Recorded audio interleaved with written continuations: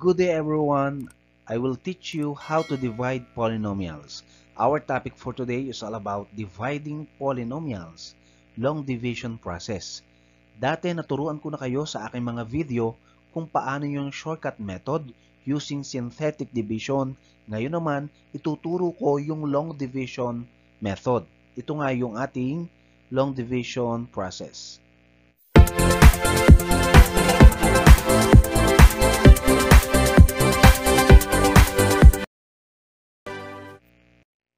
Ayan, ito yung ating example. Given 2x cubed minus 6x squared plus 4x minus 6 divided by binomial term x minus 2. Ano nga ba yung ating magiging quotient? Okay, ito yung ating long division process. I-divide natin ang 2x cubed minus 6x squared plus 4x minus 6. Ito yung ating dividend. At ang ating divisor naman, x minus 2. Kukunin naman natin yung sagot, yung quotient. Okay, first step, ang pinakamadaling paraan dito, especially sa ating mga students, viewers na nanonood, para hindi kayo malito, ang gawin nyo lang, kuhanin nyo yung first term ng ating dividend. Okay, kuhanin natin. Ang ating first term ay 2x cubed.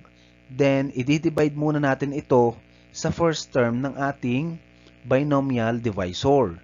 Ano ang ating binomial divisor? X minus 2. Ano yung kanyang first term? Which is x. Okay, i-divide natin ito sa x. Then ano ang magiging sagot nito? Makakancel yung x cubed over x. Matitira ng dalawang x sa taas. Kaya ang matitira, 2x squared. Ayan. Ito namang sagot na 2x squared, ito na yung ating first quotient. Ilalagay na natin ito sa taas. Bakit nag-skip tayo? Okay, ang quotient ay ilalagay mo sa sunod na term. Kasi kapag minultiply natin, ang magiging sagot nito ay binomial. Okay, gawin natin. Ang sunod na step, imumultiply naman natin yung unang quotient. 2x squared, imumultiply natin sa divisor x minus 2. Okay, ano ang magiging sagot? 2x squared times x. Ang sagot ay 2x cubed. Then, imumultiply naman natin ang 2x squared times negative 2. Ang sagot ay negative 4x squared. Ano ang sunod na gagawin? Okay. Ang gagawin natin sa ating division process na ito ay papalitan natin ng sign yung kanilang sagot. Yung 2x cubed positive magiging negative. At yun namang negative 4x squared, pag pinalitan ng sign, magpa-positive. Then, isusubtract natin. Makakancel nga yung 2x cubed, which is 0. 2x cubed minus 2x cubed, 0. Then, negative 6x squared plus 4x squared, matitirhan ito ng negative 2x squared. Then, ibibring down naman natin yung sunod na dividend, which is positive 4x. Ayan, ibinaba natin ang positive 4x. Kaya meron na ngayon tayong negative 2x squared plus 4x. Ang sunod na gagawin, punta na tayo. Ito na yung ating second dividend, which is negative 2x squared plus 4x. Ano nga yung term na i-divide natin? Yung unang term uli. Ayan, tama. Negative 2x squared. Ito yun. Ito yung i-divide natin sa ating binomial term. Ang ating binomial term ay x pa rin kasi yun lagi ang ating gagamitin. Lalo na kapag meron tayong variable expression. Okay, gawin natin negative 2x squared divided by x. Ang magiging sagot ay negative 2x. Kasi may matitira tayong x sa taas, kaya ang sagot ay negative 2x. Ayan, meron na ngayon tayong second quotient, which is negative 2x. Dalhin na natin doon ang negative 2x. Nakatapat sa positive 4x. Okay. Then, sunod, mumultiply uli natin sa ating binomial divisor. Negative 2x times the quantity of x minus 2.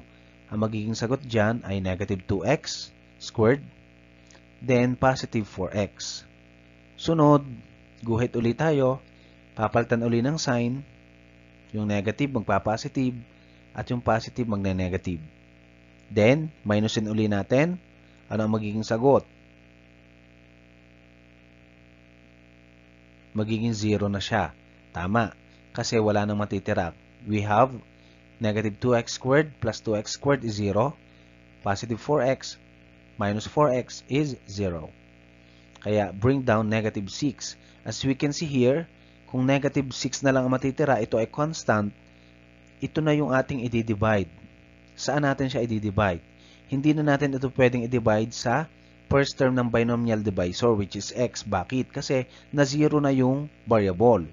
Kaya i-divide na natin siya directly sa kanyang second term, which is negative 2. Kaya negative 6 divided by negative 2, ang sagot ay positive 3. Ayan. At itong positive 3 ang ating third quotient.